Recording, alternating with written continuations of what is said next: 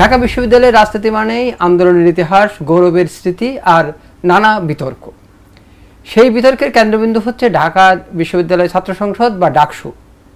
দীর্ঘ নীরবতার পর এবার ডাকসু নির্বাচন হতে যাচ্ছে, কিন্তু সাধারণ শিক্ষার্থীদের জিজ্ঞাসা, সেই ডাকসুতে যারা এবার ভোটে দাঁড়িয়েছে তারা কি পারবেন তাদের অধিকার ফিরিয়ে দিতে? এইসব নিয়ে আলোচনার জন্য আজ আমাদের স্টুডিওতে উপস্থিত আছেন মোহাম্মদ আকাশ শাহ ও আশিকুর রহমান। আকাশ ও আশিকুর রহমান, আপনাদেরকে ধন্যবাদ। ধন্যবাদ আপনাদের। আমি যতটুকু জানি আপনারা জুলাই আন্দোলনে বেশ অগ্রণী ভূমিকা রেখেছেন, তো সেই সময়ের স্মৃতি আমাদেরকে যদি একটু বলতেন দুজনেই। শুরুতে বললাম যে আমরা একদিন সেন্ট্রাল লাইব্রেরিতে পড়াশোনা করতেছিলাম, তো ওই মুহূর্তে যখন আমাদের এই কোটার যে বিষয়টা ঘোষণা হলো, তখন সেন্ট্রাল লাইব্রেরি থেকে দুইজন ভাই আমাদেরকে বলল যে নিচে আন্দোলন হচ্ছে, অনেকেই জড়ো হচ্ছে। তো আমরা সেইখান থেকে গেলাম। ওই দিন আমাদের শহীদ মিনারে গেলাম সবাই মিলে। ওইখানে আপনার 200 থেকে 250 জনের মতো লোক ছিল। তো সেখান থেকে আস্তে আস্তে আমাদের আন্দোলনটা ভালো বেগবান হলো। বেগবান হওয়ার পর থেকে দেখা যায় যে মোটামুটি ভালো একটা পর্যায়ে সবাই সাড়া পেলাম আমরা। এমনকি এক পর্যায়ে আপনার এই সমন্বয়কদের একটা কমিটি হয়ে গেল। সমন্বয় কমিটি হলে আন্দোলনটা ভালো বেগবান হলো।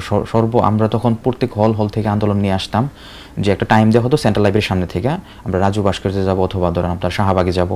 তো ওই সময় দেখা যায় যে প্রত্যেক হলে একটা অংশ মাইক নিয়ে যাইতো, আর ওই মাইকের পাশে সবাই ব্যানার সহ আসতো। তখন পর্যন্ত ছাত্রলীগ আসলে কোনো বাধা দেয় নাই।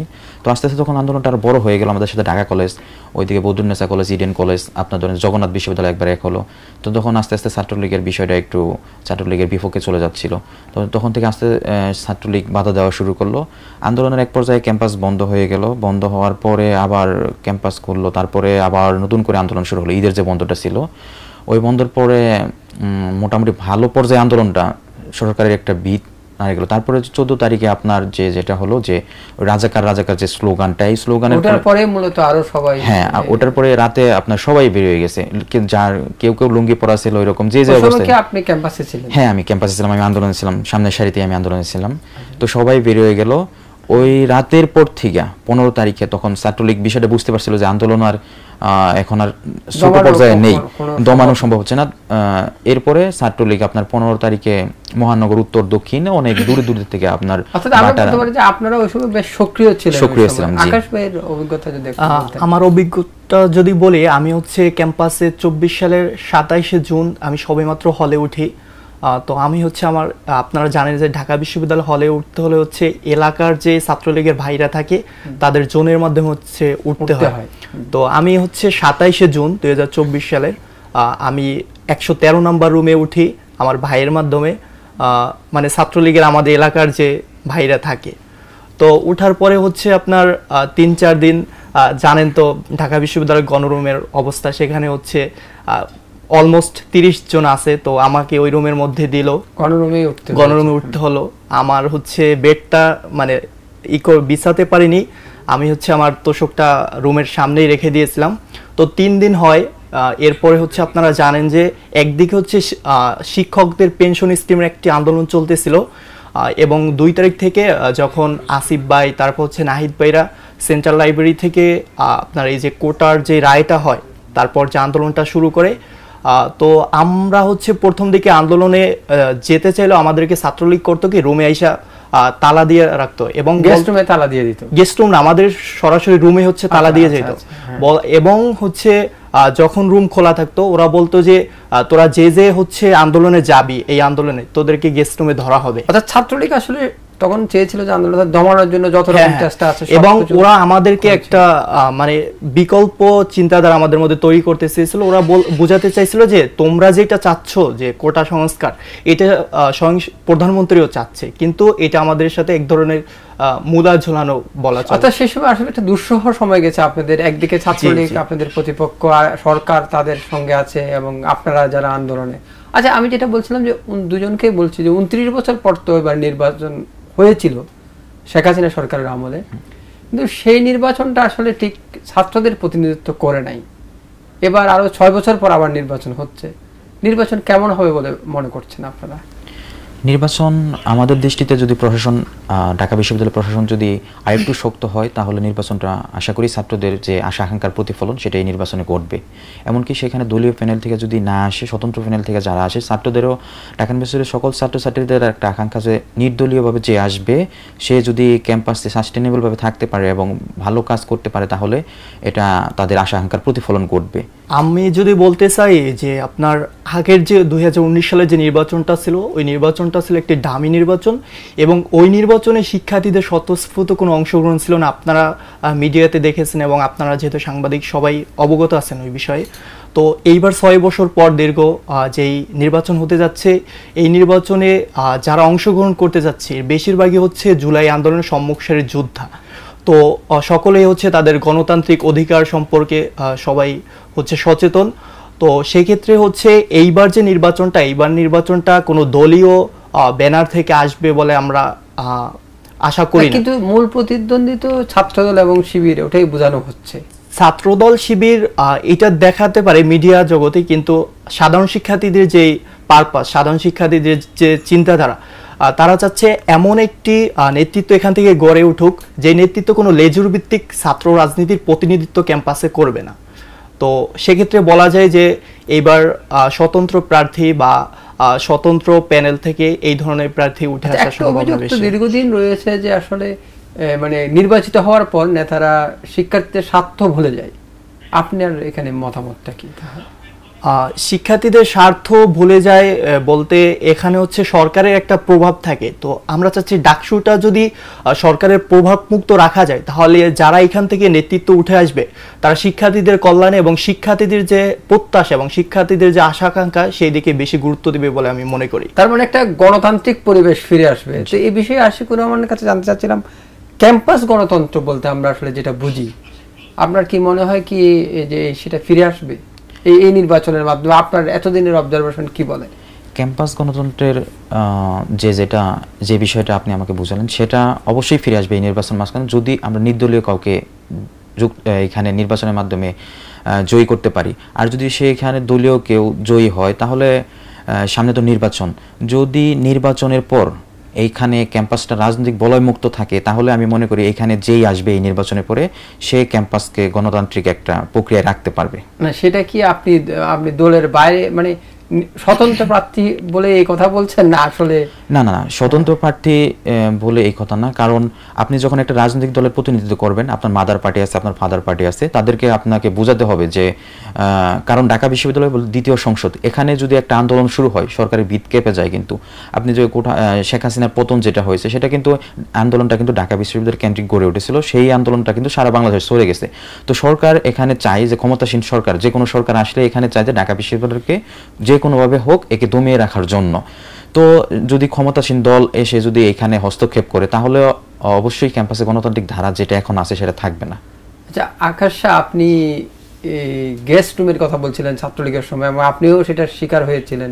জি। তারপর গণরুম সংস্কৃতি ছিল, আপনি কি মনে করেন যে এগুলো আবার ফিরে আসতে পারে?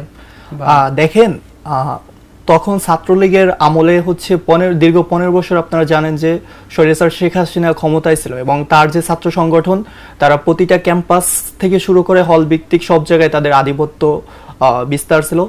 তো আমরা মনে করি যে দলীয় ছাত্র রাজনীতিটা যদি হল থেকে মুক্ত রাখা যায় তাহলে এই ধরনের সংস্কৃতি বা এই ধরনের কালচার আসবে বলে আমি মনে করি না। ক্যাম্পাসে অবশ্যই ঢাকা বিশ্ববিদ্যালয় জানেন যে বাংলাদেশের রাজনীতির আতুঘর বলা হয়, তো সেক্ষেত্রে ক্যাম্পাস রাজনীতি থাকতে পারে, কিন্তু হল ভিত্তিক যে রাজনীতিটা যেখানে হচ্ছে আমরা পরস্পর সম্প্রীতি তৈরির একটা জায়গা, এইখানে যখন রাজনীতিটা নিয়ে আসি আমার বেডমেট আমার রুমমেট তার সাথে আমার মতাদর্শের কারণে শত্রুতা তৈরি হয়, তখন আর আমাদের যে ভাই ব্রাদার একটা সম্পর্ক, আমাদের যে এলাকার একটা সম্পর্ক, এই সম্পর্কটা থাকে না। তো আমরা মনে করি যে হল ভিত্তিক রাজনীতিটা যদি বন্ধ করা যায়, তবে এই ক্ষেত্রে আরেকটা কনসার্নের ব্যাপার হচ্ছে যে আপনারা জানেন গুপ্ত রাজনীতির একটা ব্যাপার আছে। এই গুপ্ত রাজনীতিটার ব্যাপারে প্রশাসনকে যথেষ্ট গুরুত্ব দিতে হবে। আপনারা জানেন ছোট ছোট টিম আকারে বিভিন্ন নামে, বিভিন্ন সাংস্কৃতিক নামে, ডিবেটিং ক্লাবের নামে ক্যাম্পাসে গুপ্ত রাজনীতি চলতেছে। তো এই ব্যাপারে প্রশাসনকে যথেষ্ট গুরুত্বপূর্ণ ভূমিকা পালন করতে হবে। আচ্ছা ভাই যেটা বলছিলেন যে শিক্ষাঙ্গনে মানে দলীয় অনুপ্রবেশ বন্ধ, এটা নিয়ে আপনার মতামতটা কি? কিভাবে এটা আসলে বন্ধ করা যায়? একটা ক্যাম্পাসে তো আপনার দলীয় অনুপ্রবেশ সম্পূর্ণভাবে বন্ধ করা যাবে না, সেখানে আপনি এর বিরুদ্ধে একটা স্টেপ নিতে পারেন ধারাবাহিকভাবে। আপনি গ্রাজুয়ালি যেটা করতে পারেন সেটা হলো যে হল পলিটিক্স বন্ধের বিষয়টা বলছে, হল পলিটিক্স বন্ধ করতে হবে। সেখানে আপনার হল পলিটিক্স বন্ধ করলেও একটা দল কমিটি দিচ্ছে, আরেকটা দল কমিটি দিচ্ছে না, এই যে তাদের যে একটা দুই দলের একটা কনফ্লিক্ট, এটা থেকেই যাচ্ছে, বারবার থেকে যাচ্ছে। তো আমরা শুরুর দিকে যখন দেখছি, অনেক আগে যখন পাওয়ার পলিটিক্স ছিল, যেটারও ক্যাডার পলিটিক্স, পাওয়ার পলিটিক্স ছিল, সেই পলিটিক্সটা কিন্তু কিছুটা অনেকটাই কমে গেছে। আমরা যদি পলিসি পলিটিক্স চর্চা করতে পারি, সেটা হবে আমাদের জন্য ফলপ্রসূ। আর এখন যেটা হচ্ছে যে ক্যাম্পাসে ওয়েলফেয়ার পলিটিক্স দেওয়া মানে হলো আমার মেরুদণ্ড ভেঙে দেওয়া। আমি আপনাকে ধরেন যে আপনি ঢাকা বিশ্ববিদ্যালয়ের একজন স্টুডেন্ট, সেখানে আমি আপনাকে 10,000 টাকা দিলাম, 10,000 টাকার একটা বৃত্তির ব্যবস্থা করলাম, আমি তো আপনাকে মেরুদণ্ড ভেঙে দিলাম। কি জন্য? আপনি সেইখানে আপনার কোনো পরিশ্রম নাই, আপনি পড়াশোনা করতে পারছেন না, আপনি টিউশন করতেছেন না, আপনি ভাবতেছেন যে আমার মাস তো 10,000 টাকায় আসতেছে, তাহলে কি আমি ওই দলের বন্দনা করি, ওই দলের পূজা করি, ওই দল যা বলবে আমি তাই করব। তো আমাদেরকে ওয়েলফেয়ার পলিটিক্স ইউনিভার্সিটিতে দেওয়া যাবে না। আপনার টাকা পয়সা আছে, আপনি বাইরে খরচ করেন, আপনি আপনার অন্য গ্রামে গঞ্জে শহরে উন্নয়ন করেন, কিন্তু ইউনিভার্সিটিতে আপনি ওয়েলফেয়ার পলিটিক্স কেন করবেন? আপনার যদি করতে হয় তাহলে একটা বিশ্ববিদ্যালয় প্রশাসনের কাছে জমা দেন। তো অর্থাৎ শিক্ষার্থীদেরকে টাকার প্রলোভন দেখানো, টাকার প্রলোভন এমনকি অন্য কিছু দেওয়া যাবে না। এখানে পলিসি পলিটিক্স করতে হবে। ক্যাম্পাসে আপনার 4টা ক্যান্টিনে আপনার 4টা এই গ্লাস আপনার ভেঙে গেছে, আপনি কেন গ্লাস কিনে দেবেন? আপনার টাকার উৎস কি? সেখানে আপনাকে কি করতে হবে? আপনি প্রশাসনকে বাধ্য করবেন এই গ্লাস যাতে ওরা কিনে দেয়। তো এটা আমার স্টুডেন্টরা চায় এটা আসলে, যে আমি অধিকার ডাকসুতে যারা আসবে তারা যেন তাদের নিজের টাকা দিয়ে অথবা কোনো ফান্ড থেকে টাকা না এনে যাতে এগুলো করে না দেয়, তারা বিশ্ববিদ্যালয়কে বাধ্য করবে, বিশ্ববিদ্যালয় সেটা বুঝবে। এই কাজটা যাতে বিশ্ববিদ্যালয় এটাই হলো আমাদের সাধারণ ছাত্রছাত্রীদের চাওয়া, যে বিশ্ববিদ্যালয় যাতে সম্পূর্ণ ফুল ফান্ডে, এমনকি যে কোনো যদি ফান্ড কালেকশন করতে হয় সেটা বিশ্ববিদ্যালয় করবে, সেটাকে স্টুডেন্টরা করবে। ওই যে গুপ্ত রাজনীতির কথা একটু বলতে চাইলেন, এটার আসলে নেতিবাচক প্রভাবটা কিভাবে দেখছেন, বা এটা আরেকটু যদি বিস্তারিত বলেন। নেতিবাচক প্রভাবটা হচ্ছে, দেখেন যারা হচ্ছে রাজনীতি করে না বা রাজনীতি পছন্দ করে না বা রাজনীতি থেকে দূরে থাকতে চায়, যাদেরকে আমরা সাধারণত সাধারণ শিক্ষার্থী বলে সংজ্ঞায়িত করি, তো এই যে টার্মটা, এই টার্মটাকে গুপ্ত রাজনীতি কলুষিত করে দিয়েছে। কিভাবে দিয়েছে আপনি দেখেন, যখন হলে হলে গুপ্ত যারা হচ্ছে ওই ধরনের রাজনীতি করে, তখন ওরা ওদের যে সংগঠনের যে রেসপন্সার, ওইগুলো বাস্তবায়িত করার পরেও ওরা নিজেদেরকে পরিচয় দেয় অ্যাজ এ সাধারণ স্টুডেন্ট। তখন আপনি যে সাধারণ শিক্ষার্থী, এই পরিচয়টা আমি আর বাইরে যেয়ে দিতে পারি না। তখন আমি যখন ক্যাম্পাসের বাইরে আমার সাধারণ শিক্ষার্থী পরিচয়টা তুলে ধরতে চাই, তখন আমি আরো ওদের দ্বারা ব্রেশিং এর শিকার হই। কিন্তু আসলে কি সাধারণ শিক্ষার্থী বলে কিছু আছে? আপনি কোনো না কোনো আদর্শ তো ধারণ করেন।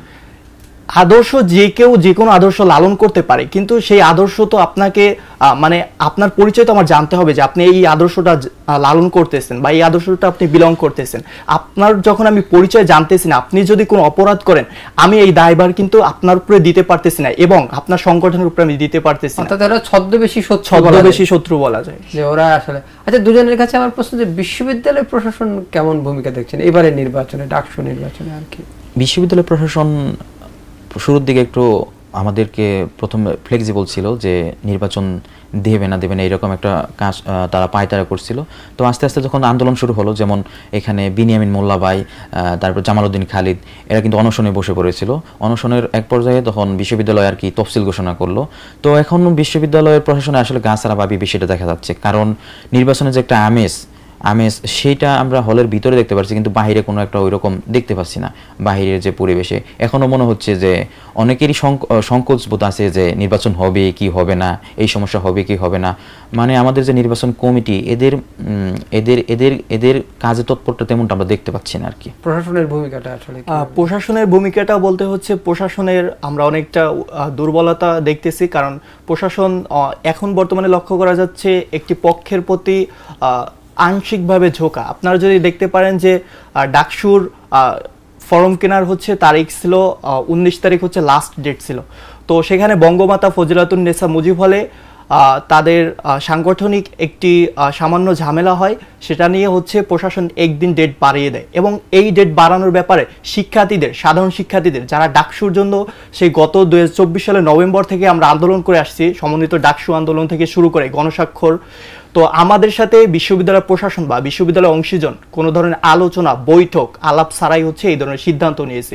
সো সেক্ষেত্রে আমরা বলতে পারি যে প্রশাসন সামনে কতটা নিরপেক্ষ ভূমিকা পালন করবে আমরা সেই ব্যাপারে সংশয়বাদ আছি। আচ্ছা, একটা সময় ছিল যেটা আমরা মনে করেন হয়তো অনেকে দেখেন নাই বা অনেকে পড়ে জেনেছেন, বিশেষ করে 90-এর দশকের সময় তখনকার ছাত্র নেতারা বা নেত্রীরা নিজেদের সংগঠনের বিরুদ্ধে কিন্তু কথা বলতো। জি, এটা পরবর্তীতে আমরা আর দেখি নাই। আপনাদের মানে অ্যানালাইসিস কি বলে কেন এটা হয়নি? 90-এর দিকে তো ছাত্রদলের একটা বিশাল একটা নিরঙ্কুশ জয় হয়েছিল, যেটা এখনো ছাত্রদল এইবার একটা ওরা ছাত্রদলের যে আমাদের নেতাকর্মীরা প্যানেল দিয়েছে সেটা ওনারা একটা স্লোগান তুলছে 90-এর জয়টা তারা আবার ফিরিয়ে আনবে। তো এটাকে আমরা সাধুবাদ জানাই যারা যদি 90-এর জয় ফিরিয়ে আনতে এবং তাদের কথাবার্তা যদি 90-এর মতো বলিষ্ঠ থাকে। তো 90-এর পরে দেখা যায় যে 71-এর পরবর্তী সময়ে একটা যে আমাদের ধারা ছিল সেটা কিন্তু 90-কে একটা প্রভাবিত করছে।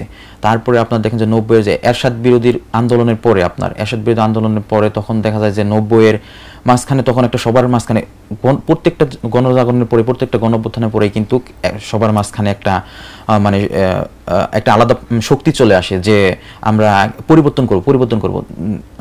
যে 90-এর যে আন্দোলনটা ছিল তার ফল ছিল আপনার ডাকসু ধরতে গেলে তখন কথা বলতে সবাই। আমাদের সেম অবস্থাটা হয়েছে 24-এ। দেখেন 24-এর একটা গণঅভ্যুত্থান হয়েছে, সেই অভ্যুত্থানের পরবর্তীতে এই ডাকসু সবারই একটা এখানে দেখেন এইবার সব থেকে বেশি প্রতিদ্বন্দ্বিতা করছে ডাকসুতে, এমনকি সব থেকে বেশি মনোনয়ন ফর্ম কেনা হয়েছে। তো এটা আসলে কি জন্য করা হয়েছে সেটা হলো 24-এ যে গণঅভ্যুত্থানের পরে সবার মাঝখানে একটা অধিকার বোধের কাজ করতেছে যে আমিও ডাকসু ক্যান্ডিডেট হব, আমি নির্বাচিত হয়ে আমি ক্যাম্পাসের জন্য কাজ করব। তো যেটা আমরা 90-এ দেখতে পাচ্ছি 90 এটা ছিল, কিন্তু যে কমিয়ে যাওয়ার কারণে আস্তে আস্তে কিন্তু সেটা হলো যে আমরা আসলে আমাদের যে পলিটিক্সটা আমি বললাম আপনাকে যে এই পলিটিক্সটা পলিসি পলিটিক্সে না, এটা পাওয়ার পলিটিক্স হয়ে গেছে। এমনকি এটা ধরুন যে একটা মাদার পার্টি ফাদার পার্টির উপর আমরা ডিপেন্ড করতেছি। আমরা আসলে ছাত্র রাজনীতিটা যেই ধারায় ছিল ওই ধারায় নাই এখন বর্তমানে চলে গেছে যে ছাত্র রাজনীতি আপনার ডিক্লেয়ার হয় ধরেন যে ক্যাম্পাসে কোনো কিছু ডিক্লেয়ার হয় না। আপনার ধরেন যে একটা পার্টির বিষয় যে পার্টি অফিস থেকে ডিক্লেয়ার হয় যে এই ছাত্র সংগঠনের আপনার কমিটি দিবে কিভাবে, এই ছাত্র সংগঠনের আপনার ডাকসুতে কিভাবে নির্বাচন করবে, সেটা কিন্তু ক্যাম্পাসে ম্যাক্সিমাম ছাত্র সংগঠন করে না, ক্যাম্পাসে স্টুডেন্টদের সাথে বসে করে না। সেটা হয়তো ওনাদের মাদার পার্টি ক্যাম্পাসের সংগঠন ক্যাম্পাসের বাইরের ডিসিশনগুলো নেওয়া হয়, যার জন্য এটা আসলে কি এখন ধরতে গেলে মাজা থাকতেও মাজাটা সোজা করতে পারতেছে না, মেরুদণ্ড দুর্বল হয়ে গেছে। এটাই আর কি। সার্বিকভাবে এটা আসলে শেষ প্রশ্ন আমার, যে ডাকসু নির্বাচন নিয়ে আপনারা কতটুকু আশাবাদী বা সর্বশেষ কি বলতে চান? আপনার 40,000 ভোটার আছে আপনাদের, প্রায় 9 সেপ্টেম্বর নির্বাচন। আপনাদের ভোটার বা আপনাদের সহকর্মী বা বড় ভাই ছোট ভাই যারা আছে সবার উদ্দেশ্যে আসলে কি বলতে চান? আমিও একজন ক্যান্ডিডেট, আমি মুক্তিযুদ্ধ ও গণতান্ত্রিক আন্দোলন বিষয়ক সম্পাদকে লড়তেছি। আমি 24 জুলাই একজন আহত যোদ্ধা। তো আমি দীর্ঘ 11 মাস হসপিটালে ছিলাম। হসপিটালে থাকার পরে আমি ক্যাম্পাসে আসার পরে দেখলাম যে ক্যাম্পাসে আসলে সবাই, আমরা তো তৃণমূলে কাজ করতেছি এখন, রুমে রুমে গিয়ে ভোট চাচ্ছি, রুমে রুমে গিয়ে বলছি যে এইটা এইভাবে আমাদেরকে নির্বাচিত করলে সবাই সবার ইস্তেহার সামনে তুলে ধরতেছে। তো আমরা তৃণমূলে কাজ করে যা বুঝলাম যে স্টুডেন্টরা সবাই চাচ্ছে যে নির্দলীয় কেউ আসুক। তো নির্দলীয় কেউ আসলে আমরা আমাদের নির্দলীয় থেকে যদি যেই আসুক, দলীয় কোনো এজেন্ডা বাস্তবায়ন করা তাদের উদ্দেশ্য না, তাদের ক্যাম্পাসের স্টুডেন্টদের এজেন্ডা বাস্তবায়ন করার ইচ্ছা তাদের। তো আমি আমার 40,000 ভোটার যারা আছে তাদেরকে আমি বলবো যে আপনারা নির্দলীয় কাউকে এখানে নিয়ে আসেন, নির্বাচিত করে নির্দলীয় কাউকে নিয়ে আসেন, তাহলে আপনারা সেটা যে সেই দলীয় কোনো এজেন্ডা বাস্তবায়ন করবে না এবং ডাকসু নির্বাচন হবে 9 তারিখেই হবে, আমরা আশাবাদী। কারণ না হলে ক্যাম্পাসে আপনার বিশাল একটা গণজাগরণ সৃষ্টি হয়ে যাবে।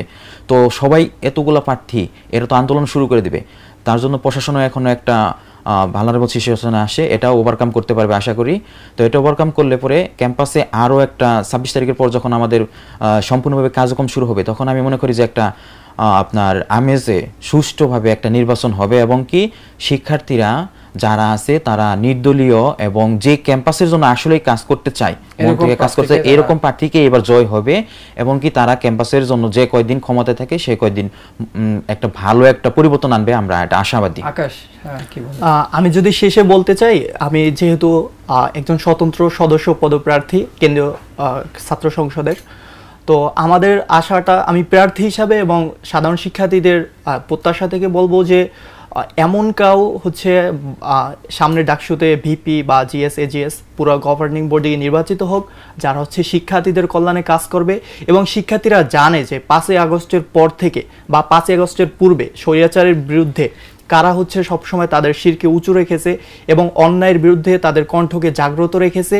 তো সেই ধরনের নেতৃত্ব উঠে আসবে বলে আমি মনে করি এবং শিক্ষার্থীরাও সেই দিকেই সবাই নজর দিবে এবং এর মাধ্যমে আমরা একটি গণতান্ত্রিক রাষ্ট্রের দিকে পৌঁছাতে পারবো বলে আশা করি। মোহাম্মদ আকাশ শাহ ও আশিকুর রহমান, আপনাদের দুজনকে ধন্যবাদ আমাদের স্টুডিওতে আসার জন্য। আশা করি ভালো থাকবেন, সুস্থ থাকবেন। আপনাদেরকেও ধন্যবাদ আমাদেরকে ঢাকা জার্নালে অতিথি হিসেবে আমন্ত্রণ করার জন্য। আমার ধারণা ডাকসু নির্বাচনে সাধারণ শিক্ষার্থীরা আত্মত্যাগী নেতাদের খুঁজে নেবেন, যারা তাদের পক্ষ হয়ে কাজ করবে, যারা তাদের অধিকার আদায়ে সোচ্চার হবে এবং অতীতের যে ভুলগুলো তারা করেছেন সেটা যাতে এবার না হয় সে চেষ্টায় থাকবে। আমরা চাই ডাকসু হয়ে উঠুক সত্যিকারেই শিক্ষার্থীদের কণ্ঠস্বর।